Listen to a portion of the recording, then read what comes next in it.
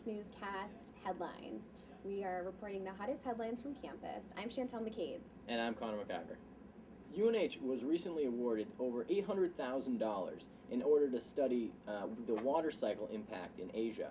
Steve Frolking is an associate professor at UNH, and he will be leading the scientific studies on the water cycles. Also, the disorderly house ordinance recently passed by the Rental Housing Commission is obviously a hotly debated topic, but the Durham Landlords Association chair actually wrote a letter to the Rental Housing Commission asking for it to be readdressed because he believes it's unfair that landlords can be charged up to $500 for their tenants' behavior. But it's interesting to note that this ordinance hasn't even been used since it's been enacted this semester. A UNH alum and the current fencing coach, Michael Grossi, is the mastermind behind a new NBC reality show called Blade Work. It's a reality show that focuses on a young fencing student that's new to fencing and follows him for 13 weeks throughout his fencing learning process. The show will air on November 28th at 8 a.m. and will continue Friday mornings after that. Timothy Schwab, a UNH alum and football player, died recently at his family's company, the Schwab Dairy Farm in New York. He was trying to save one of his coworkers from toxic fumes and died from the toxic fumes. The football coach praised him for his good character, as did many of his family and friends. Melissa Nicholson is an alcohol, tobacco, and drug educator at UNH. Recently, she has been working on educating students about the dangers of drinks like Four Loko, which provides caffeine and alcohol combined, which she proves to be very dangerous. Although it isn't sold in New Hampshire, it is very easily accessible, which she thinks will be very dangerous to UNH students. A Superior Court judge has upheld the UNH administrative decision to evict a female student from her Gables apartment.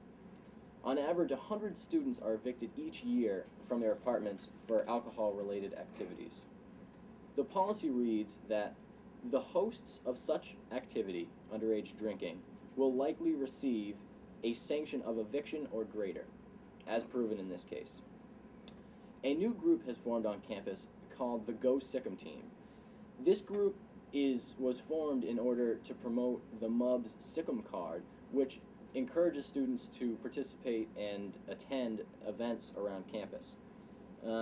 The Sikkim-sponsored events are free to students, and if the card is filled, you're able to win certain prizes. This Go Sikkim team consists of 15 to 20 students. It looks like a very sunny weekend for us, with the highs in the upper 50s. It's certainly not time to bring out the winter coats. The Stratford County Superior Court ruled against landlord Paul Mackin. He took this case against the Town of Durham Zoning Board adjustments about the 3 unrelated rule.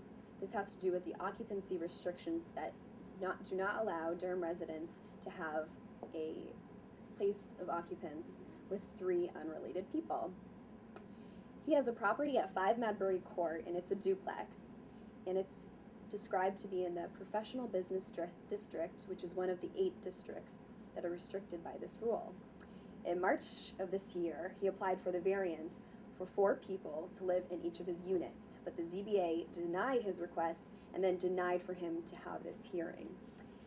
He says that this affects how low-income students are able to rent because the landlords have to increase the rent in order to keep up with the 3 unrelated rule.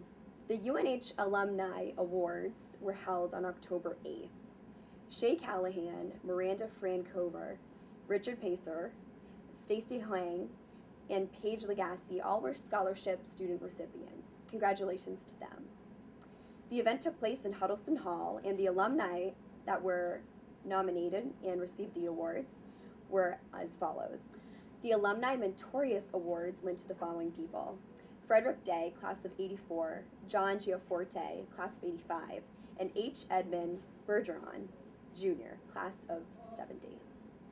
The Profile of Service Award was given to community members who exuberate lots of community time. John Lawson, class of 1949, Fred Forey, Jr., class of 1964, were both recipients of this award. The Excellence for Outstanding Achievement was given to Kathleen Kidder of 95, who has done extensive nursing work internationally.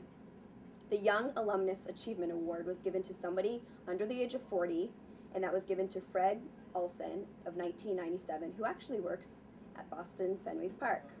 Sports has a huge weekend. The Wildcats are hoping to pick up a lot of wins. For basketball, the season begins on Saturday at 1 p.m. at the Ludholm Gym. They'll be taking on Leslie College and are going to be led by Alvin Abreu, Tyrone Connolly, and Dane DiLiegro. Good luck to those guys. The swimming and diving team will have what will be their last home meet of the semester versus URI on Saturday. They'll be competing at 1 p.m. Be sure to check those girls out. The women's basketball team is going to be led by head coach Maureen McGarty in what will be her first season coaching the Wildcats, hopefully to success. Captain Denise Bellevue and Joe McDonald will both be leading the team as the captains. For men's soccer, Dylan George had quite the game on Wednesday. With 12 seconds remaining in overtime, he scored the lonely goal that brought the Wildcats to victory. They toppled BU, who was the top seed, and so now they will move on into the American East tournament and will be taking on UMBC on Saturday as well at 1 p.m., but they'll be away. For football, Villanova Stadium will be roaring when the Wildcats come on Saturday. Kickoff time will be at 12 p.m. Both teams are coming off of a loss, so it'll be interesting to see what happens. For men's hockey, they're taking on UMass, which is the 8th-ranked team. UNH is going on a 6-game unbeaten streak and hopes to be able to keep it up. The games will be on Friday and Saturday, both at 7 p.m. Be sure to look for our newscasts every Tuesday and Friday. And make sure you get your copy of TNH to get extra information on all of the stories that we covered. I'm Chantel McCabe. And I'm Connor McIver. Thank you for watching.